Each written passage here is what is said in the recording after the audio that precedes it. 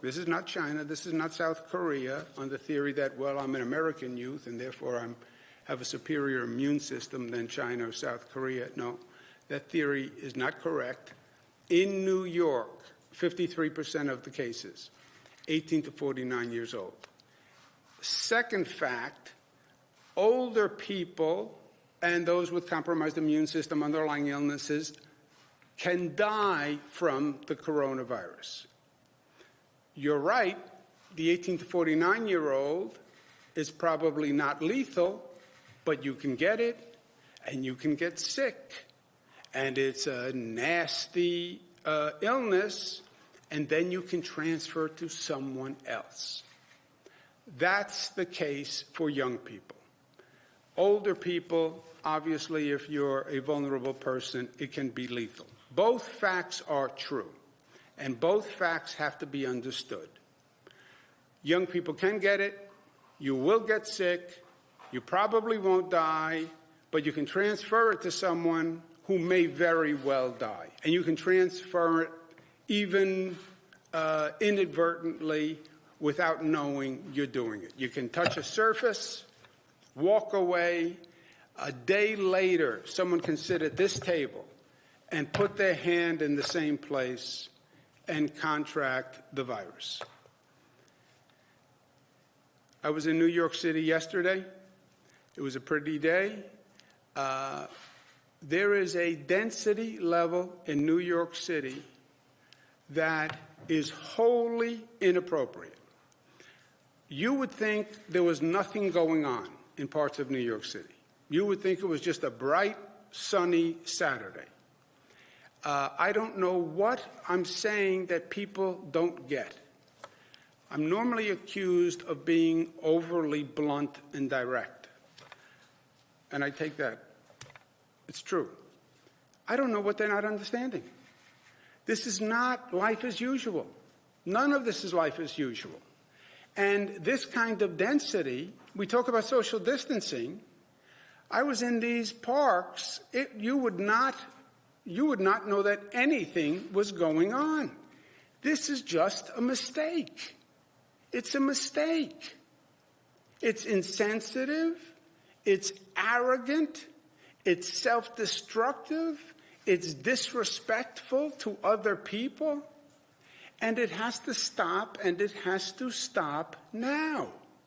This is not a joke, and I am not kidding. We spoke with the mayor of the city of New York and the speaker of the city council, Corey Johnson. I told both of them that this is a problem in New York City. It's especially a problem in New York City parks. New York City must develop an immediate plan to correct this situation. I want a plan that we can review in 24 hours so that we can approve it. There are many options. You have much less traffic in New York City because non-essential workers aren't going to work. Get creative. Open streets to reduce the density. You want to go for a walk? God bless you. You want to go for a run? God bless you.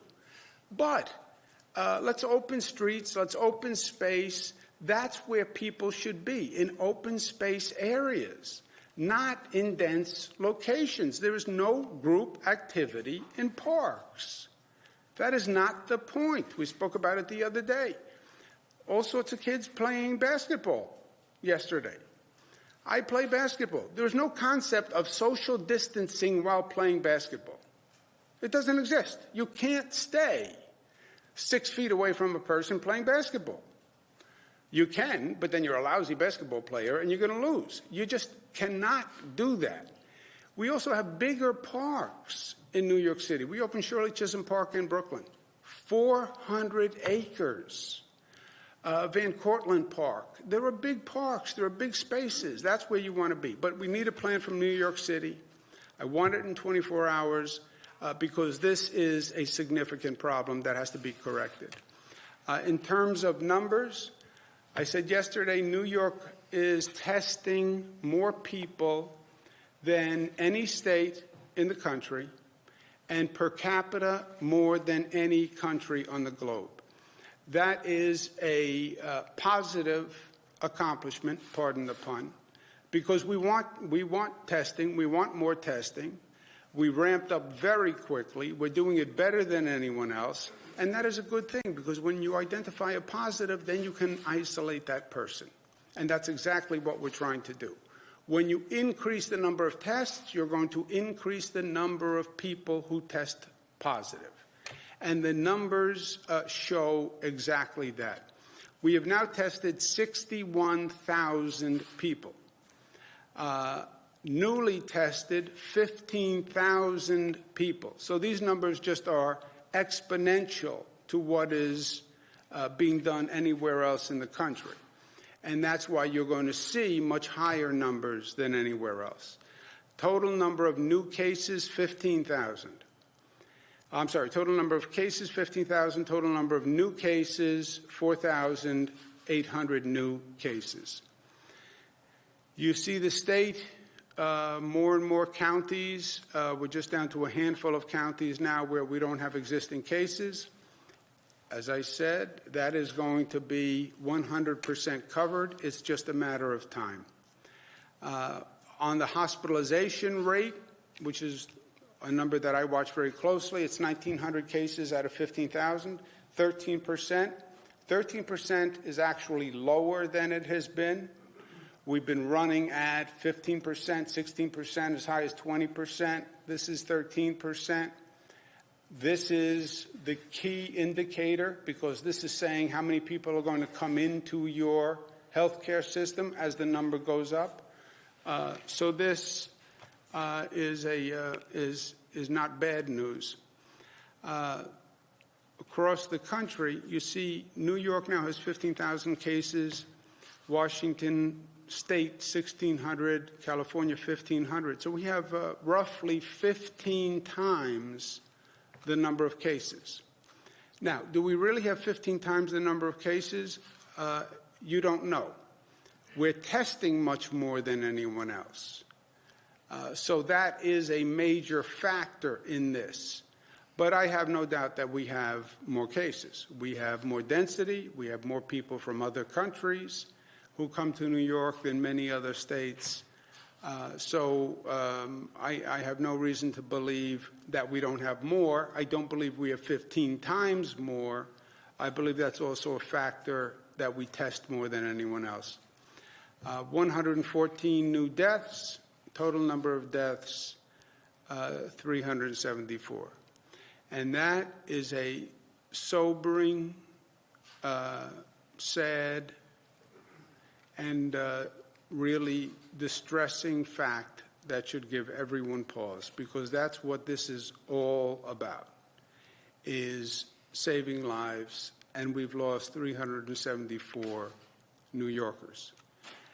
Keeping it all in perspective, Johns Hopkins has followed this from day one, 311,000 cases, 13,000 deaths. Statewide deaths, to the extent we can research the cause of death and the demographics of death, what we're seeing roughly, 70% of those who passed away were 70 years old or older, and the majority had underlying health conditions, okay? So it is what we said it was. Approximately 80% of the deaths of those under 70 years old had an underlying health condition. So, young people can get it, young people will get sick, young people can transfer it. Mortality, lethality, older, compromised immune system, underlying illness. That's what we're seeing. But even within that population, the capacity of our health care system can save those lives. It doesn't mean just because you're 80 and you have a compromised immune system or you have an underlying health condition and you get coronavirus, you must pass away.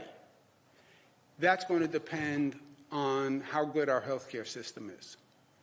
But in terms of overall perspective, I'm afraid for myself, I'm afraid for my sister, I'm afraid for my child. Older, underlying illness, be very, very, very careful. This gets back to Matilda's law. This gets back to my mother. That's my fear. This gets back to nursing homes, senior care facilities, etc.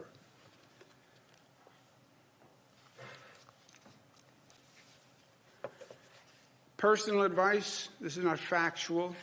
I try to present facts. I try to present everything I know. I try to present unbiased facts. I try to present numbers because people need information. When do you get anxious? When do you get fearful? When you don't get the information, or you doubt the information, or you think people don't know what they're talking about, or you think you're getting lied to. So I present facts.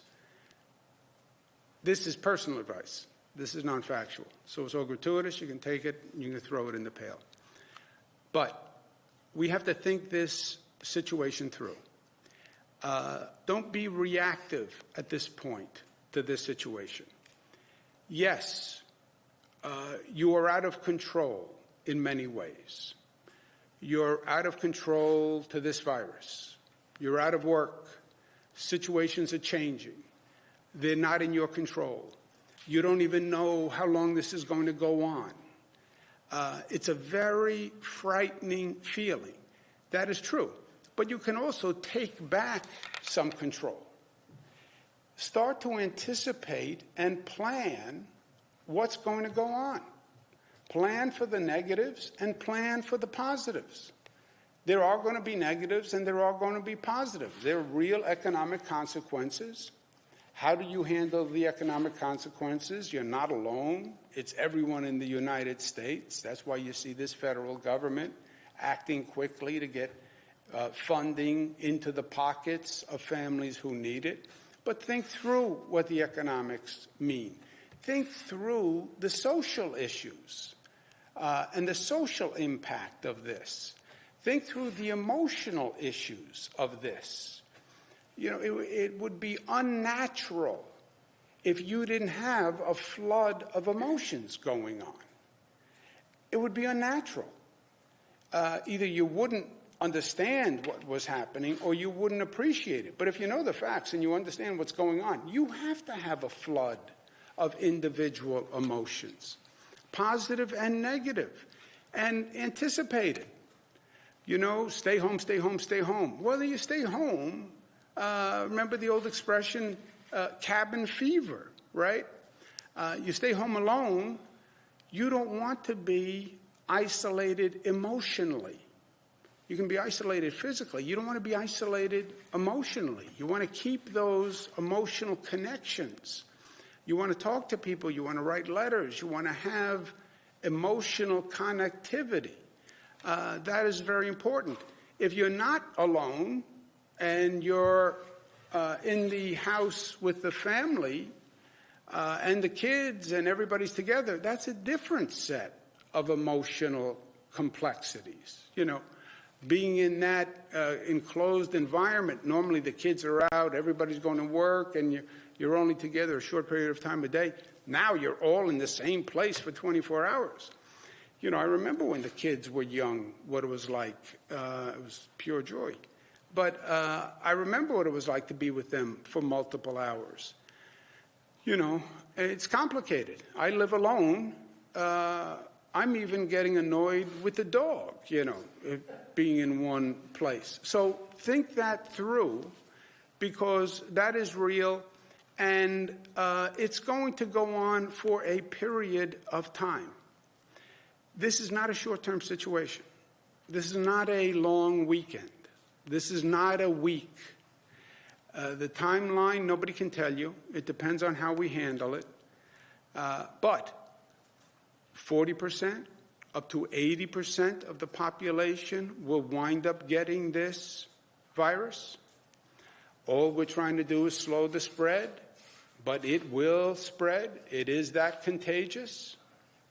Again, that's nothing to panic over. You saw the numbers. Unless you're older with an underlying illness, etc., it's something that you're going to resolve. but it's going to work its way through society. We'll manage that capacity rate, but it is going to be 4 months, 6 months, 9 months. You look at China, once they really change the trajectory, which we have not done yet, 8 months, we're in that range. Nobody has a crystal ball. Nobody can tell you, well, I want to know, I need to know. Nobody can tell you. I've spoken to more people on this issue than 99% of the people in this country. No one can tell you. Not from the superb Dr. Fauci to the World Health Organization to the National Institute of Health, but it is in that range. So start to plan accordingly. It's going to be hard. There is no doubt. I'm not minimizing it. And I don't think you should either. But at the same time, it is going to be okay. We don't want to overreact either, right? The grocery stores are going to function. There's going to be food. The transportation systems are going to function. The pharmacies are going to be open. All essential services will be maintained. There's not going to be chaos. There's not going to be anarchy. Order and function will be maintained. Life is going to go on. Different, but life is going to go on. So there is no reason to be going to grocery stores and hoarding food. You see all this overreaction on the TV every day, which then makes you think, well, maybe I'm missing it. Maybe I should run to the store and buy toilet paper. No. Life is going to go on. The toilet paper is going to be there tomorrow. So a deep breath on all of that. But I do believe that whatever this is, 4 months, 6 months, 9 months, we are going to be the better for it. You know, they talk about the greatest generation, the generation that survived World War II. Dealing with hardship actually makes you stronger.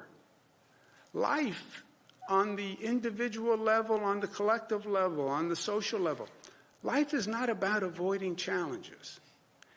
Challenges are going to come your way. Life is going to knock you on your rear end at one point. Something will happen. And then life becomes about overcoming those challenges. That's what life is about. And that's what this country is about. America is America because we overcome adversity and challenges. That's how we were born. That's what we've done all our life. We overcome challenges. And this is a period of challenge for this generation. And that's what has always made America great.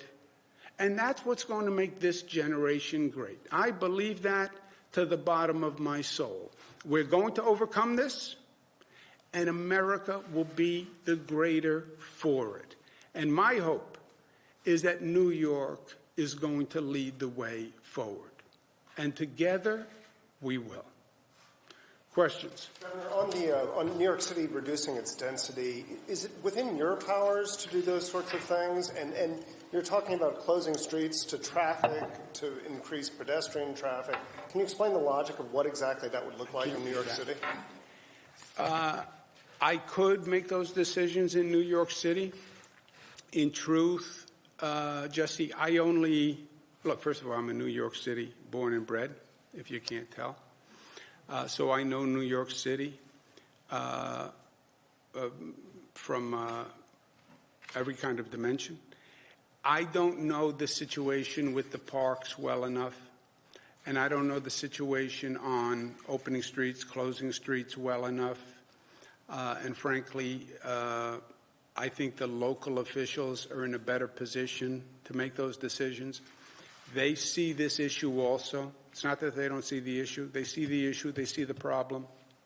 I want them to come up with a plan. I think they're in a better position to do it.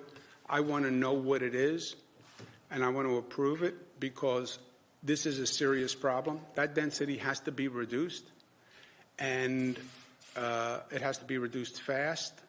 And that's why I'm asking for a plan from them in 24 hours. But I think they're in a better position to do it. Would you imagine closing parks and playgrounds and things like that? I want to see what they say. They know.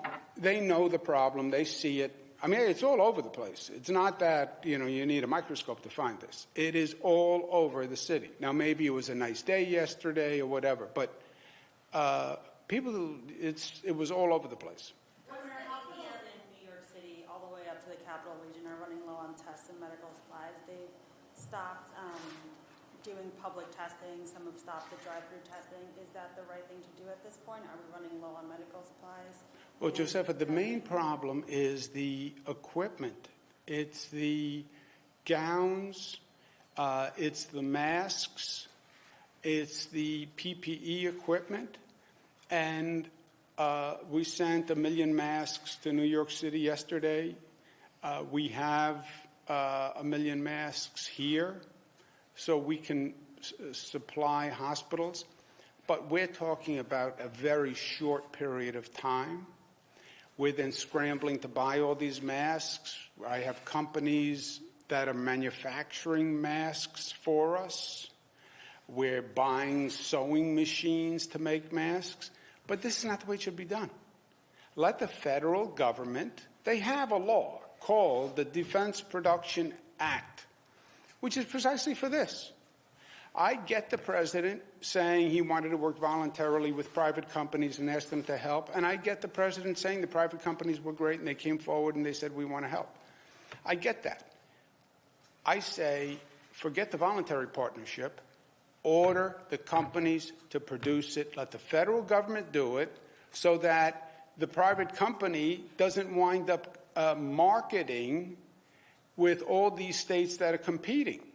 Think about it. We paid 85 cents for a mask. We're now paying $7 for the same mask. Why? Because California will pay $6, and Illinois will pay $6.50, and Florida will pay $6.75.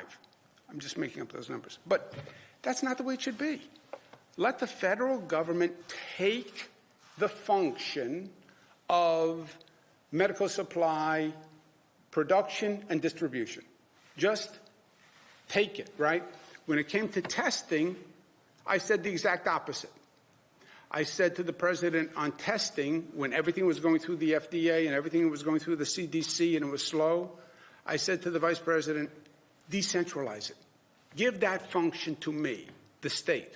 Why? I have 200 laboratories that I regulate. Give it to me. I'll turn on 200 laboratories. Rather than going through a bottleneck in the federal government, everything has to go through the FDA and CDC. So I said in that situation, give me the task. I'll get it done faster.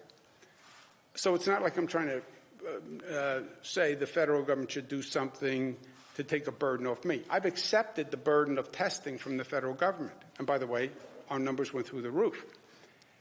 This task, they are in a better position to do than I am. Order the production of masks and gowns and ventilators. Give them a deadline. Don't get into this mad bidding war. They know how to distribute it because you look at where the cases are. And distribute it by the need of the cases from Washington. Let them take that. This is the president can do this.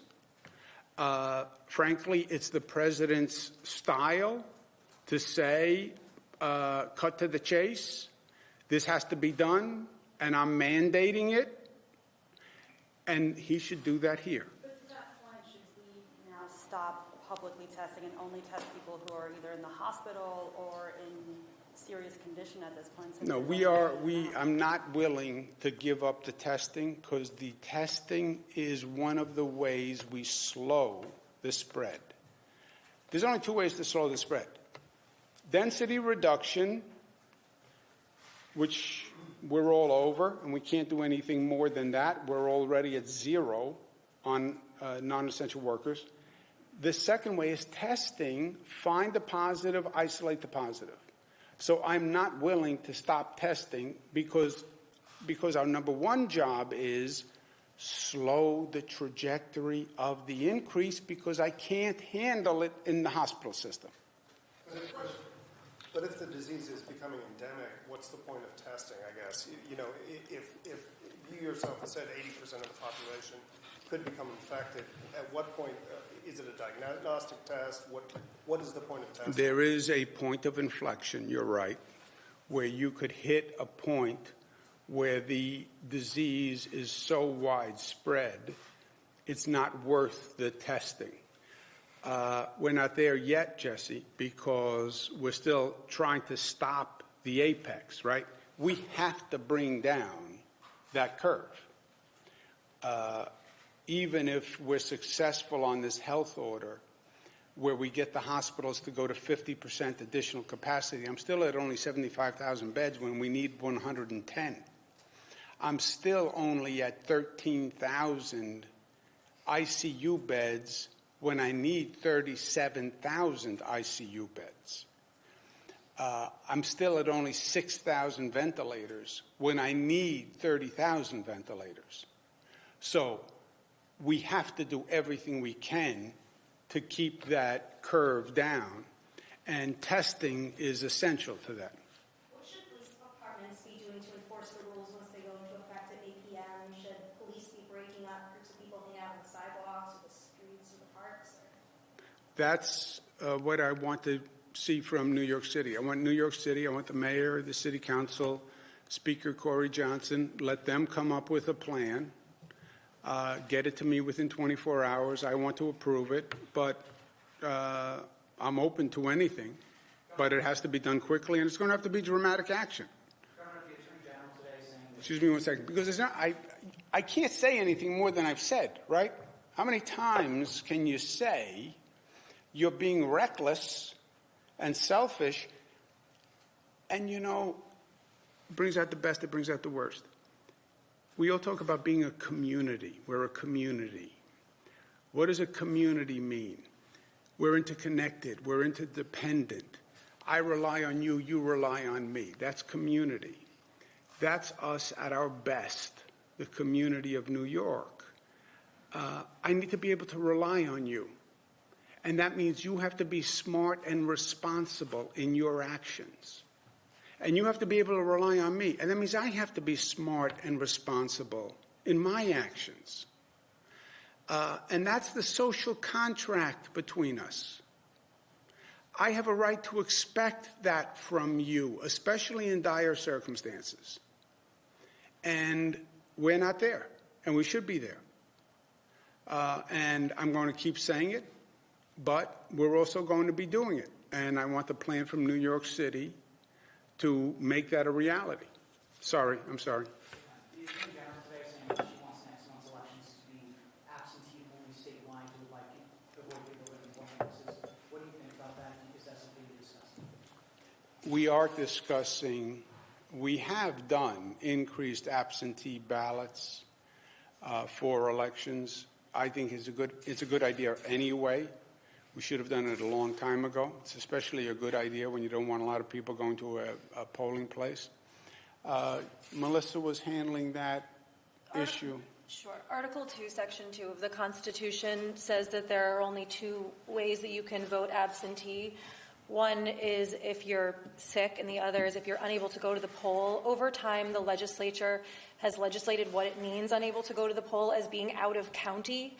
And so what we're looking at is if our executive authority will allow us to overcome that, or if we have to talk to the legislature about changing the law to allow for it. Okay, so you don't know whether yet you have the power to actually say suspend all voting in person. Exactly, that's what we're reviewing right now. Are there any steps for nursing homes that are going to, that the state's looking at? We're seeing, some deaths at a retirement community. No, we've done everything we can. They are the vulnerable area, right, because they're a congregation of the vulnerable population. We said no visitors, which is really dramatic and sad action, right?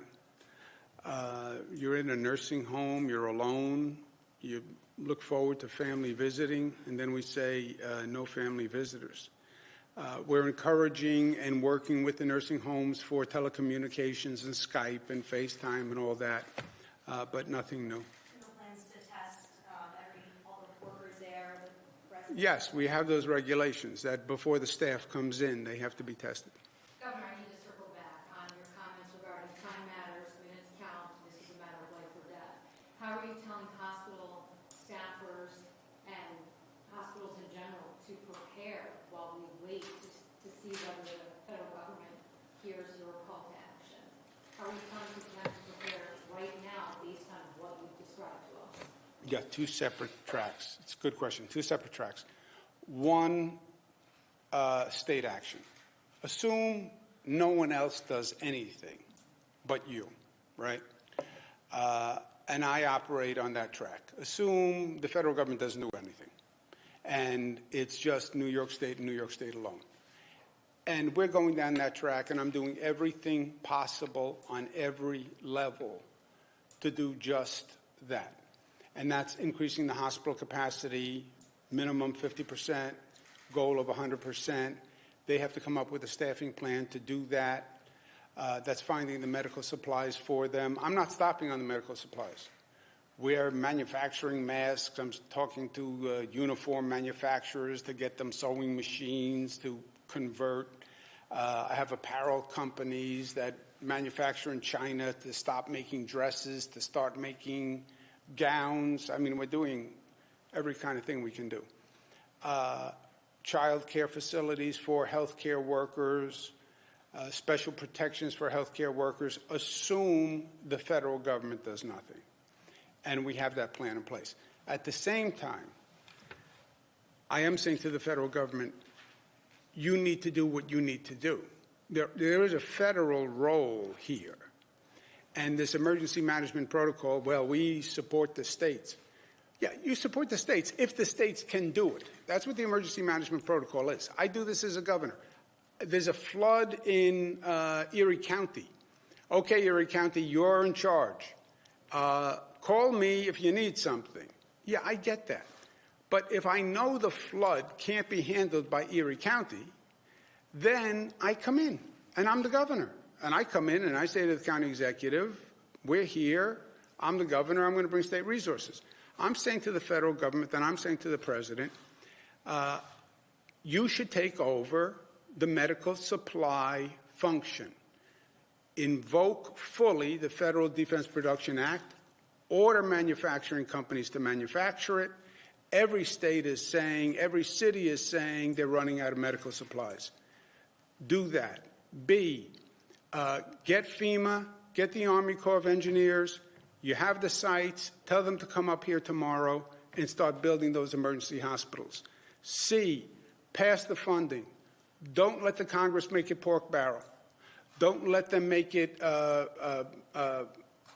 political patronage where everybody brings home 50 cents, but you actually don't fund the places that need it and the people that need it. Help the corporations, but don't help the corporations like we did in 2008, where the senior executives get tens of millions of dollars in bonuses, and now the taxpayers are supposed to fund that corporation to bail them out, and then the corporation 2 years from now is making record profits, and the normal economy hasn't rebounded, and the taxpayer who subsidized the corporation is still struggling to pay their mortgage. We did that in 2008. You want to give a corporation money? Say, okay, here are the rules. You can't buy back stock. I want the bonuses to CEOs back. I want an equity stake in the company. I want interest in the company, interest rate on the loan, but something that gets the profit back to the citizen. You know, we're tired of making these big corporations rich at taxpayers' expense. Make sure the corporations live up to their civic responsibility, and you have total responsibility. If you're going to give them taxpayer money, then you get to write the rules. You know, from the president's point of view, this is back to his old job, right? Somebody walks in and says, I want an investment in my company. Okay, I'll give you an investment in your company, but here are the rules before I give you the investment in that company. I need the federal government to do that. The emergency supplies, the funding to the places that need it. I need my congressional delegation to actually represent the state of New York and deliver. We need FEMA here. We need Army Corps of Engineers here. We need those functions working as quickly as possible.